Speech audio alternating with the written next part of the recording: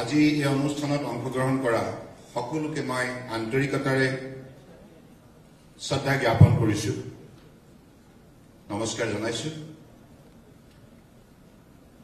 Today we have the Northeast Festival 2020. It's a very charming, very beautiful festival, and under the initiative of Samkanu Mahanta and his team, who have been organizing for so many years to focus Northeast in the national platform and also to draw the attention of the national and international tourists to the beautiful region of Northeast. Its potentialities, possibilities and prosperities are being well projected through their banner and literature and also video clipping. I believe this is how Northeast will have to grow under the dynamic leadership of Honorable Prime Minister Narendra Modi ji. And today I am very much happy to address this particular August gathering, and in this program we are virtually connected by Honorable Chief Minister of Manipur, Mr. Biren Singh ji, Honorable Minister Donor Sri Jitendra Singh ji, and our most respected and dynamic Chief Minister from Tripura, Biplab Kumar Dev ji, and my two colleagues in the Council of Ministers, Government of Assam, Sandavan Patwari and Atul Bora, and Mr. Singla, the Foreign Secretary, Government of India, Chief Secretary, Government of Assam, Jishnu Barua, and Honorable Minister for Sikkim, Mr.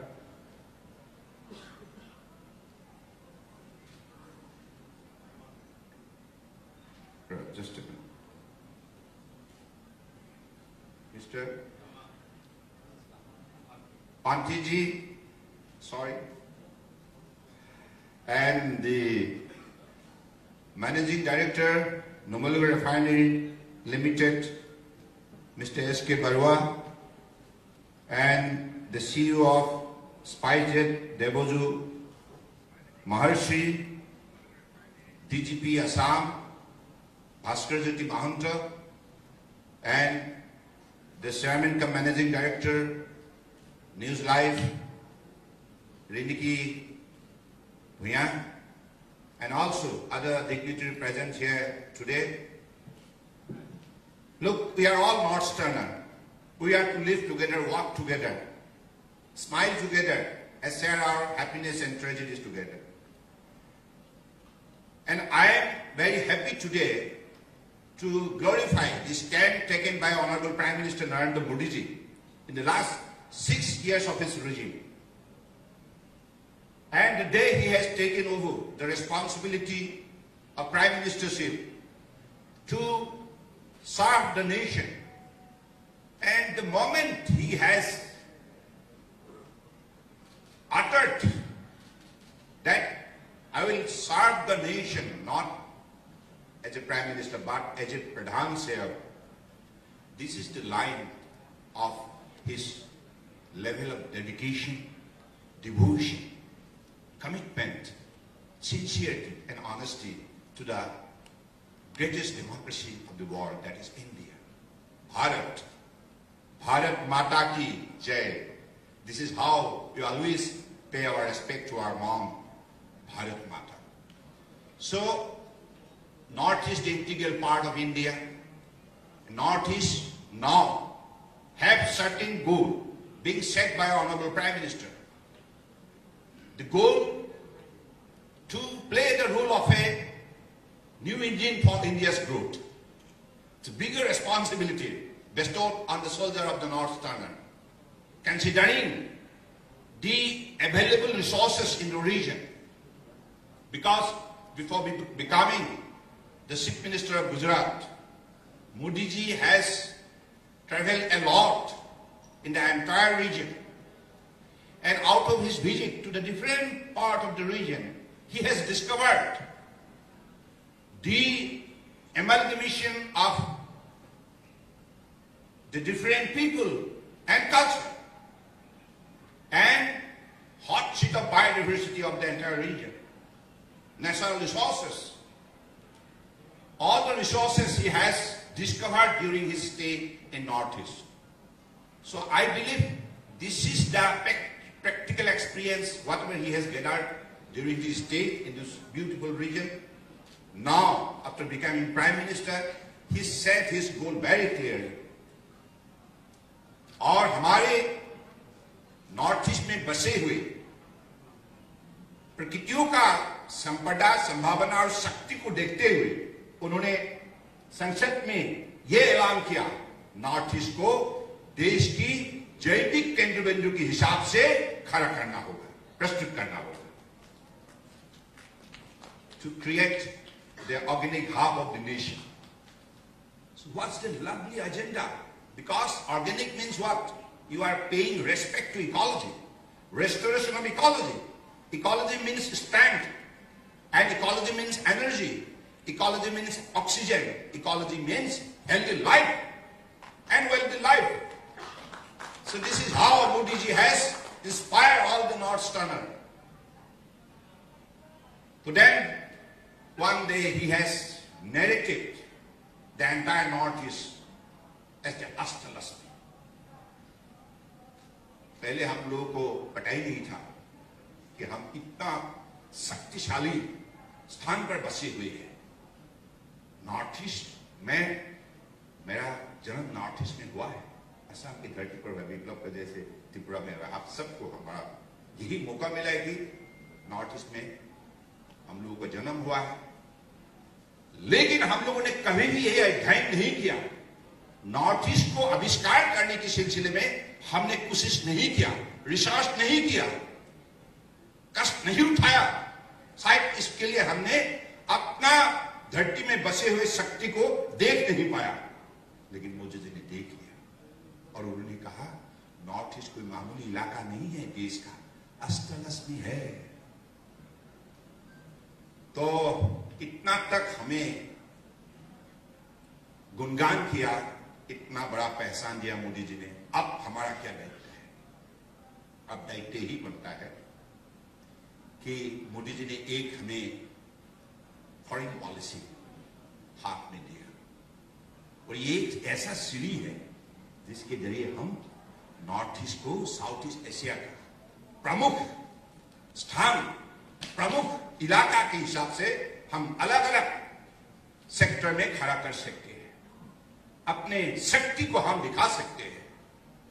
तो मुझे लगता है कि ये active policy का सही उपयोग होना चाहिए, इसका सही इस्तेमाल होना चाहिए और इसका लाभ उठाना चाहिए। हमें हर नॉर्थ ईस्ट की स्टेट को एक साथ मिलकर मोदी जी ने जो एजेंडा हमें दिया है, जो लक्ष्य दिया है, उसी हिसाब से आसियान 10 राष्ट्रों का साथ और बीबीएन, बांग्लादेश, भूटान, नेपाल, इंडिया, हमारे कुल मिलाकर आसपास में हम लोगों ने देखा 800 मिलियन पॉपुलेशन है। इतना बड़ा आबादी, ये आबादी हमारे लिए लुक्रेटिव मार्केट है। इस मार्केट को हमको कब्जा करना चाहिए। शिक्षा में हो, बिजनेस में हो, टेक्नोलॉजी में हो, स्वास्थ्य में हो, हर अलग अलग स्पोर्ट्स में हो, कल्चर में हो, एग्रीकल्चर में हो, हॉर्टिकल्चर में हो, प्रोसेसिंग यूनिट में हो, वैल्यू एडिशन की सिलसिले में हो, टेक्नोलॉजी हो, इनोवेशन हो, इंक्यूबेशन हो, इन हर चीज पर हमें अपना काबिलियत दिखाना चाहिए और अपने आप को उसी हिसाब से प्रस्तुत करके सारा साउथ ईस्ट एशिया में अपना पहचान को इतना मजबूत से बनाना चाहिए ताकि मोदी जी का जो एजेंडा है, एक भारत श्रेष्ठ भारत, उसी हिसाब से हम देश को आगे बढ़ाने का काम करें। तो मुझे लगता है कि ये जो एजेंडा है, शांतनु मोहंती जी कहां गए, आपको अगले दिनों में और भी कार्यक्रम करना होगा। सिर्फ ऐसे ही नहीं, जैसे विप्लव जी ने कहा, मैं तो यही चाहूंगा यूथ एक्सचेंज प्रोग्राम हो जाए। Myanmar, Thailand, Laos, Brunei, Cambodia, Vietnam, Singapore, Philippines, Malaysia और बांग्लादेश, भूटान, नेपाल, हमारे आसपास बसे हुए कुल मिलाकर 13 नेशन है। और उनके साथ हमारे युवा के बीच में चर्चा होना चाहिए, स्टूडेंट के बीच में चर्चा होना चाहिए, आर्टिस्ट का बीच में चर्चा होना चाहिए। तब जाके हमें अपना पहचान हम खुद बना पाए। और मोदी जी ने जैसे कहा, एक्टिव पॉलिसी के जरिए आप अपना रिश्ता बढ़ाइए, मजबूत कीजिए। अलग अलग सेक्टर पर आप रिश्ता बना सकते हैं, हम बना सकते हैं। तो इतना बड़ा हमें मौका दिया मोदी जी ने, परम आदरणीय प्रधानमंत्री जी ने, तो इसलिए मैं चाहता हूं कि अभी हम मेहनत करें। Without hard work nothing can be done, nothing is possible to happen in life. इसलिए मोदी जी का ही आग्रह है, इस उसूल को मोदी जी हमेशा सिर्फ प्रोपागेट नहीं, प्रैक्टिस में इस उसूल को वो पालन करती है। इसका मतलब है कठोर परिश्रम के बिना परिवर्तन संभव नहीं है। अगर अपनी जिंदगी में परिवर्तन लाना चाहते हैं तो कठोर परिश्रम करना ही होगा। तो नॉर्थ ईस्ट को जाग उठना चाहिए, एक साथ मिलकर मेहनत करना चाहिए, अपने जमीन में बसे हुए जो शक्ति है, इस शक्ति को उजागर करना चाहिए।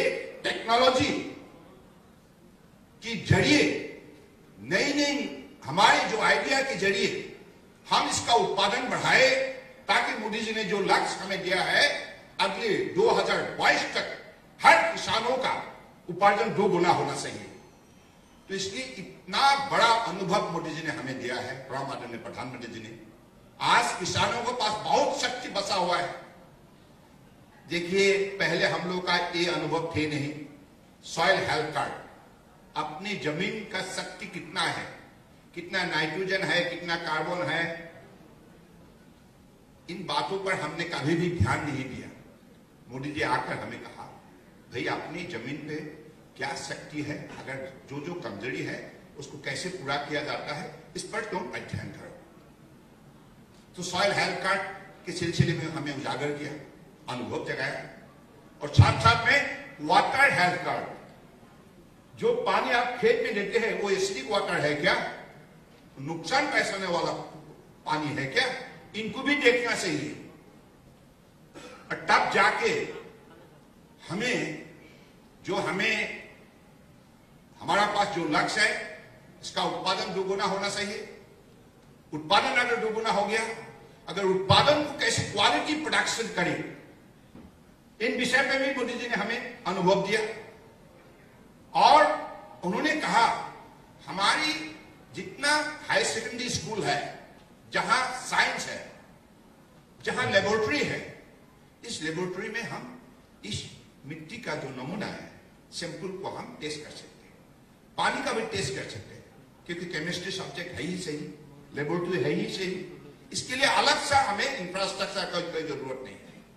तो इन छोटी छोटी चीजों के लिए हमें मतलब शक्ति चाहिए था, दिशा चाहिए था। इन सारी चीजों का मोदी जी ने जैसे हमको शक्ति दिया, उजागर किया, अनुभव जगाया, तो मुझे लगता है कि अगले दिनों के लिए हमारा जो नई पीढ़ी है, जो पढ़े लिखी है, वो पढ़े लिखी जो नई पीढ़ी है, वो भी अपने खेत पर मेहनत करके, सही प्रयुक्ति इस्तेमाल करके उत्पादन बढ़ा के उपार्जन बढ़ा सकते हैं, ताकि उनको भी अच्छा कमाई हो जाए।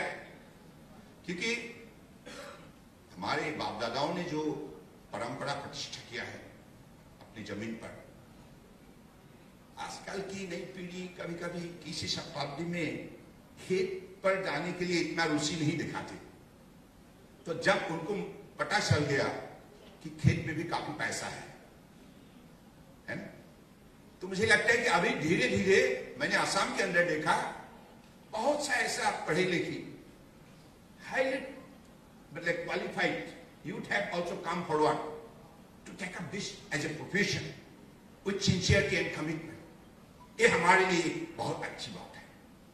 तो ऐसे ही हमें नई पीढ़ियों को जगाना होगा, क्योंकि मैं वियतनाम गए थे 2 साल पहले, हमारे कृषि मंत्री भी साथ में थे और विधायक भी थे, तो साथ में मैं ले गया था 14 नंबर्स ऑफ हमारे किसान, 4 महिला भी थी इसके अंदर। किसान को इसलिए ले गया था ताकि वियतनाम ने जो तरक्की किया है कम दिनों के अंदर, आपको मालूम है 30 साल पहले वियतनाम का हालत क्या था। जब हमारी भूतपूर्व प्रधानमंत्री भारत रत्न हमारे आदर्श नेता अटल बिहारी वाजपेयी जी जब गए थे वहां, उन्होंने वियतनाम में जो पर्यावरण का जो क्लाइमेट देखा, तो उन्होंने कहा कि यहाँ तो आपकी बहुत स्कोप है, आप एग्रीकल्चर सेक्टर में बहुत तरक्की कर सकते हैं। वो कैसे? तब जाके वहां से कई युवा को दिल्ली लाया गया है, दिल्ली पूसा इंस्टीट्यूट में उनको एजुकेशन दिया गया है एग्रीकल्चर सेक्टर पर, क्वालिफाई करके उनको भेज दिया अपने देश में। उन्होंने जाके किसानों का साथ रिश्ता जोड़ा। Farmers and agriculture scientist, they have developed a good chemistry of working, team.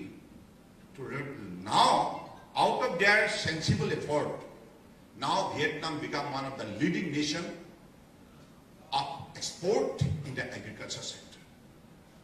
By exporting only 7 items out of the agriculture product, they earn $36 billion. इतना बड़ा, इतना छोटा देश है, उसका कुल मिला के आबादी है 7 to 8 crore. Now they earn a lucrative amount every year out of their agriculture product because they get better rate, as because they get better price, as because they add value to that product. So value addition के सिलसिले में उन्होंने जो सफलता प्राप्त किया है, इसके वजह से आज उनकी जो भी उत्पादित सामग्री यूरोपियन मार्केट में अच्छा उनको पैसा मिलता है, अच्छा उनको मतलब जगह मिलता है।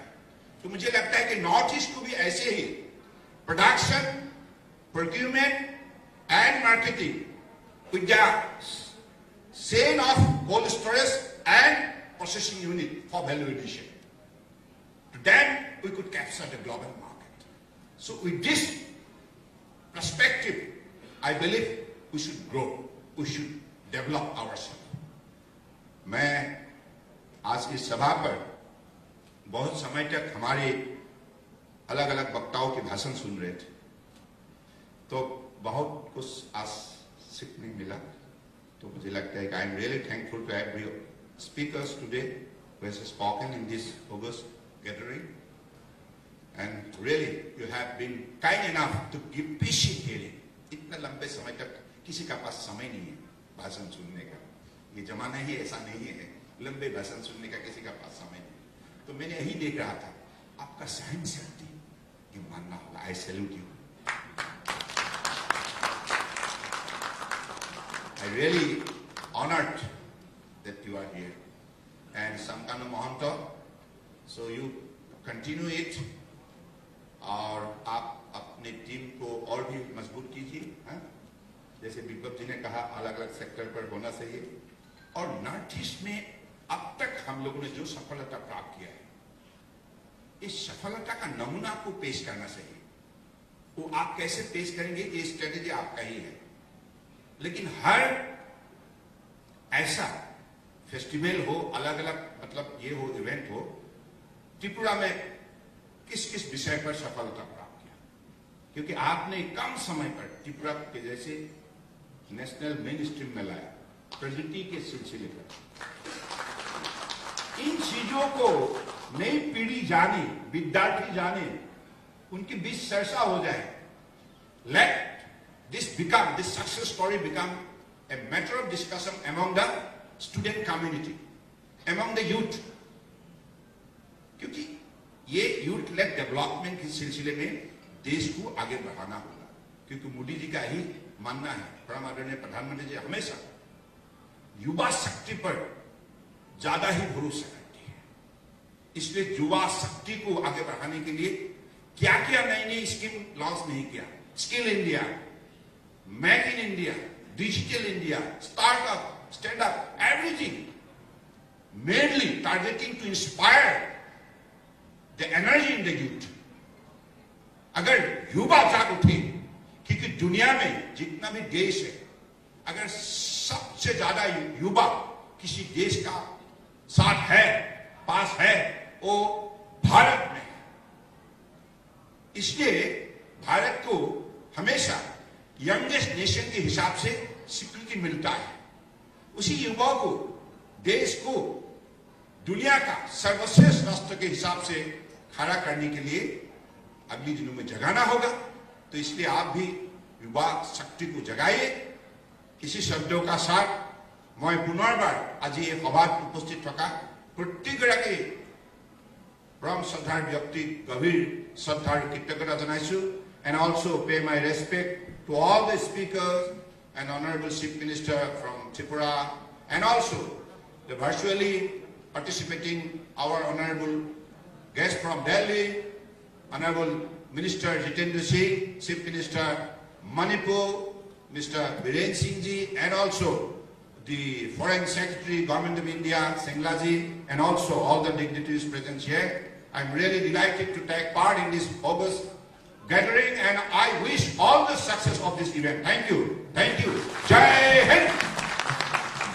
Thank you so very much, Honorable CM sir. You have been quite an encouragement to all of us, and yes, of course, we have with us Sri S.K. Bora, Managing Director of the Bollywood